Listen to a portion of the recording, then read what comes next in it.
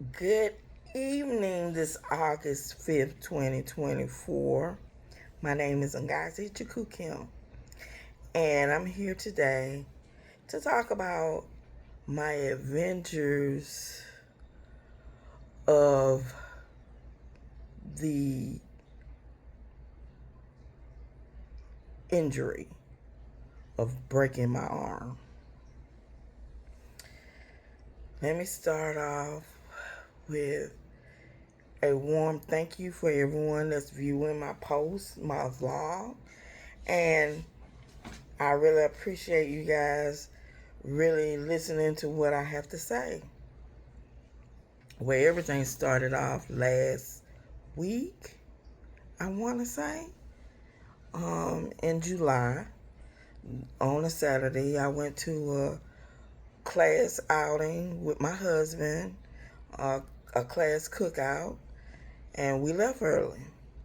So when we left early, we went to a nice little area in Edenton, Georgia, where the lake is. We were talking. For some reason, I blanked out. I was in a truck on the passenger side, and I was attempting to step out of the truck. I had on, I had on some just regular boots or whatever, what have you.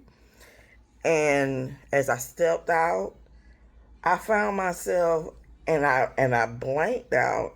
I found myself just going down, down, down, down, bam, till I hit the concrete slab. And as I was going down, I was guarding my fall because I was going head down very fast. To make a long story short, I broke I fractured my elbow, um, and I torn some ligaments in my right arm. So I didn't go to the emergency room that night. I thought it was just going to be a little swelling, even though I heard the pulse. I heard it. I was hoping that it would just be a rough little swelling and I'll be fine. A little sprain, pop, go back to life as normal. I slept and I cried like a baby all night. When it was 6 o'clock in the morning, around 6, I couldn't take the pain anymore. And it was like I was taking medicine, it wasn't doing anything. So, because it wasn't effective, I went to the emergency room. The emergency room did a CT scan and an X-ray and an EKG. Found some of the areas, the torn ligaments and the fractured elbow. So they sent me home. The emergency room sent me home with some pain meds, and my hand was wrapped in a cast, and I say on a Tuesday because I was supposed to go on Wednesday. They wanted to see me on Tuesday, so I went Tuesday. And the day that I went to the emergency room was Sunday. So I waited till Tuesday. They gave me a few pain meds, and when I went in on Tuesday, I was prepared for surgery. It was a long day. We went in at 6. We didn't leave until 6. A whole night shift, morning shift routine. They did all kind of work. Um, they did pretty much a neuro block on my arm. They did gas, general gas, so I wouldn't feel the pain while I was under the knife. I I was in pain. My husband was by my side. I love him so much. My husband was by my side the whole day, and it was tiring. I was in PO where I couldn't have anything to eat or drink. Midnight, Monday morning to Tuesday. So I went the whole 12 midnight that Monday to Tuesday until I say about 5, 6, about 5 when 4 or 5 when I woke up, and I could start drinking, Sprites or other drinks, water and stuff. But that was a rough time. That was a hurting time. But I also came home with a little round bulb with a pack bag to it. And in the bulb was it was like numbing medicine for my arm. And it was anchored like in my collarbone, in my neck. So I had that too. And I felt wonderful going home until the next morning. Oh my God.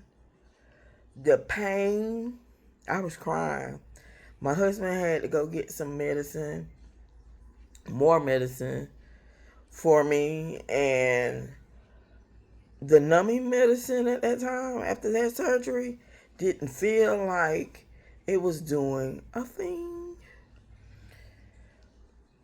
Boy, it felt like if you have ever had childbirth and you had it naturally, it was like, when you have childbirth, you have contraction type pain. But that contraction type pain moves the baby down the birthing canal, down to where it needs to go, to the edge of the end of the vagina, until you can push it out. This pain was I say, it was so strong. The pain, I say every 2 to maybe 1 to 2, maybe 3 hours. The whole night was full of excruciating pain. I mean, the contraction, at least with childbirth, and then you finally have the child, that's the end. You hurt, but it's not continuous. This pain was excruciating and continuous and throbbing and painful, and I couldn't even move my right arm. I was told I couldn't move my right arm because of the screws and because of the metal plates that was in my right arm, my elbow. I couldn't move it, lift it. I could say I could move my hands, but I couldn't lift it. My fingers were like blue and swollen. I mean, totally rough. But once I could get over the hump day to Thursday was different. Thursday, I felt good. The numbing medicine for my arm ended. My husband was able to take the catheter out that was anchored in my collarbone. He took it out and put a band-aid, cleaned it off nicely and put a band-aid to it. Well, not a band-aid, transparent dressing to it. And that was it for that day. Thursday, I was in the street with my husband. I felt good. As long as I could take my medicine, I was good. A little quick tip. The medication that they gave me was Narco 5 milligrams. That didn't do nothing. I was in pain. Oh my God. And there are sometimes, I'm not gonna lie, I had to double up until the pain started resolving itself, because I could take it as needed. And at that time, I needed it so bad. So, Friday, I was a little busy. Saturday, I was at home, spending time, quality time with my family. And if you wanted to know what my profession is, I'm a registered nurse. On a med surg floor, and basically, I just enjoyed being pampered by my family, being waited on hand and foot. I didn't know how to act. My husband burnt his foot prior to me breaking my arm. He was outside cleaning the yard, doing what he do, and he's a diabetic, and the fire just dropped on his foot, burnt the top of his right foot, on top of his right foot. He was in excruciating pain for several weeks, and it still is healing.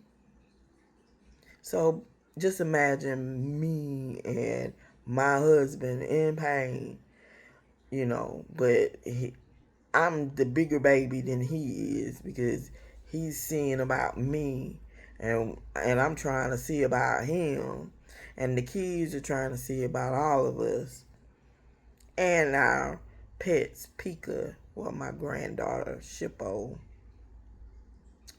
Adriana's pet baby, and Pika, the family pet baby.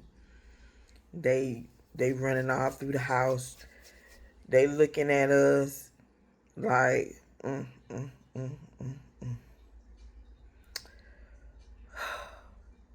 So they taking care of us and watching over us to make sure we doing okay.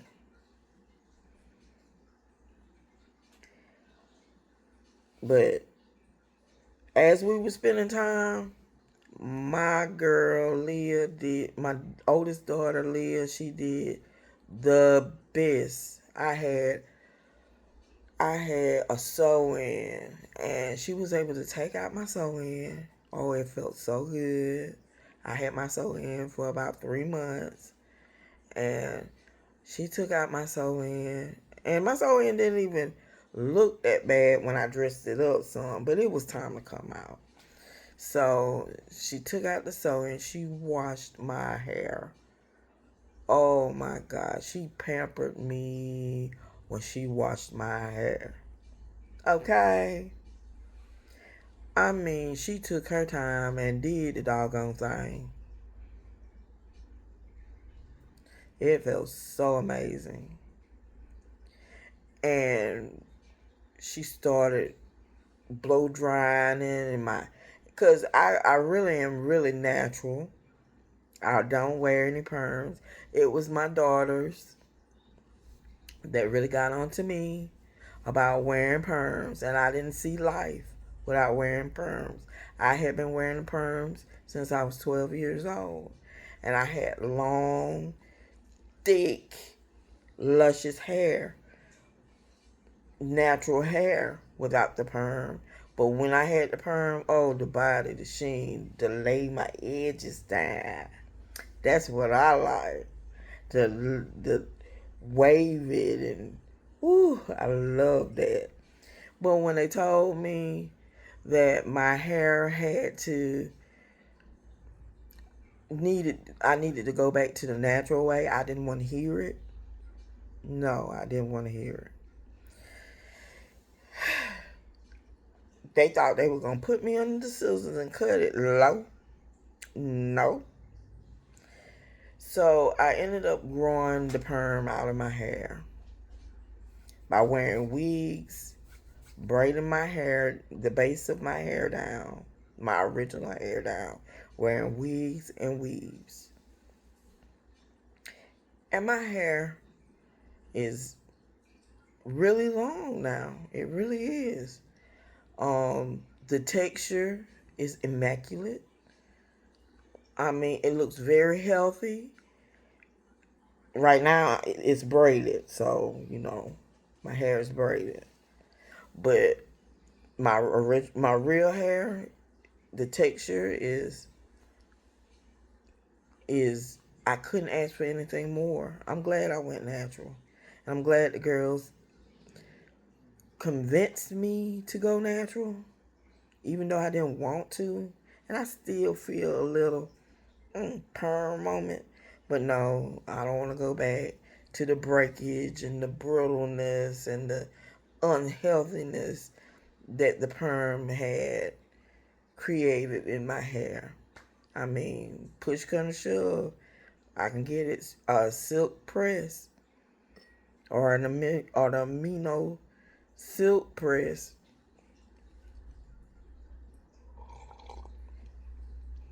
But back to my original story. So my baby, my oldest daughter, she braided my hair. And in my mindset, I'm like, whoa. Since when did my daughter take the time out to learn how to braid? My baby told me, my oldest daughter told me she was going to give me some box braids. And in my mind now, I'm thinking, hmm, I never knew she could do braids. But she did. She didn't put she tried to give me some edges that wouldn't really lay down. They would lay, but then they wouldn't lay.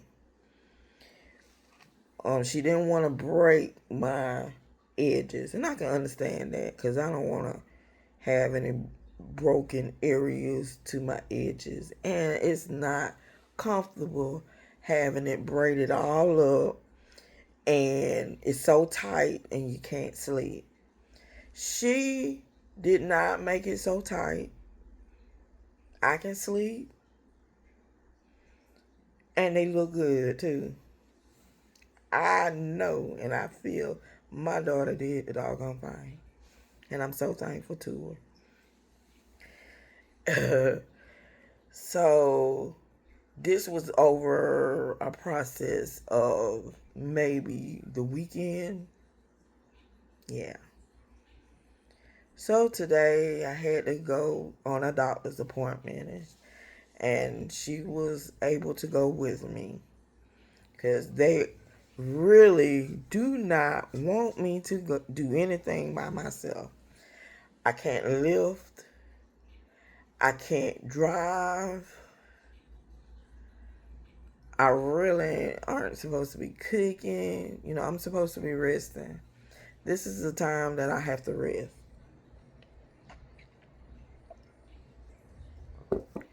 So, and because I'm a nurse,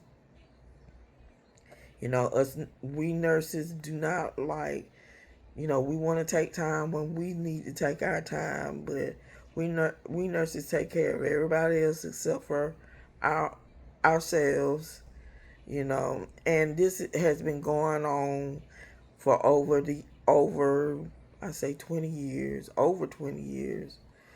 I've been nursing a long time, actually. I started off as a LPN, was an LPN for about 8 years, got my associate degree um, in nursing. I got my associate degree in pre-nursing and nursing. I got my BSN in nursing. I have a master's degree in nursing. I have a master's degree in business administration. So I pretty much, have done things. I had wanted to go back to school and get my DNP, but the family sat me down and said, you don't need to be going back to school. You need to utilize what you got. And I sort of agreed with it for a little while, but the Nigerian in me sort of wants to go back. But then when I look at student loans, I said, do I? So that's a question mark there. It's some other things that I would want to branch off into that I'm not going to go into details with yet. But yeah, I'm trying to figure what niche I can go into and do. Because I've been doing bedside nursing a long time, and I want to branch off and do something totally different.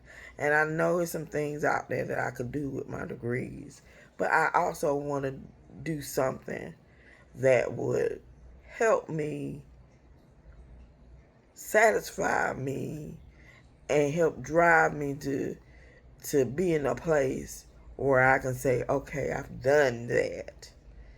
So that's it for this week. This is August the 5th, 2024, Monday. Everyone's in their rooms, chilling, laying down, resting, sleeping.